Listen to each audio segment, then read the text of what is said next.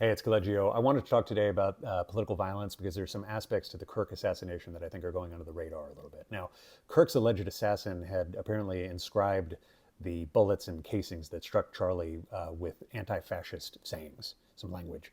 The FBI uncovered texts where he said something along the lines of, "There's some hatred that cannot be negotiated with." So it sounds like he thought that Charlie was so hateful that he deserved to die. Now, there's of course this great irony that the anti-fascist shooter engaged in the most fascist thing imaginable, which is killing another human being because of their political beliefs. There's not really anything more fascist than killing people you disagree with, okay?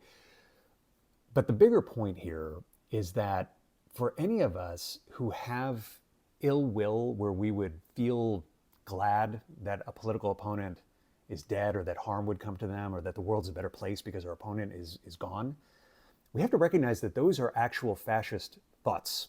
Those impulses are fascist, and that's could be very, very difficult to hear because like no one thinks of themselves as a fascist, but that's probably ingrained in human nature. Okay, and it's extremely dangerous because it looks like this is actually part of a trend. I posted a study the other day that showed that 38% of Generation Z believes that in some circumstances it's okay to respond to speech with violence. Okay, this is terrifying to me because it's like, do the thought experiment. Like, imagine if all of us held that view. Like, there would be civil war, there would be genocide, right? And I feel like we're on the precipice of something. Our situation is very precarious, but we're so used to freedom and peace that we don't know how dangerous the alternative is. Freedom and peace together are the exception in human history, not the rule. Most of human history is littered with people ruling arbitrarily by the sword and killing those that they disagree with.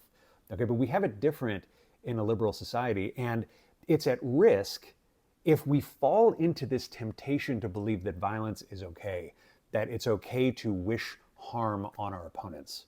It's a very, very dangerous thing. And my exhortation to anyone would just be that we need to have a newfound commitment to tolerating one another, especially those with opposite political beliefs. We have to be able to tolerate and respect one another, especially the people that we disagree with most, because the alternative is a future that none of us wants.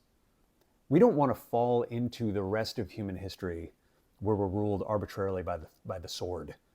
Okay, we need to have a commitment to live in peace with one another in a liberal society. And the only way that we can do that is through a commitment to tolerance and respect.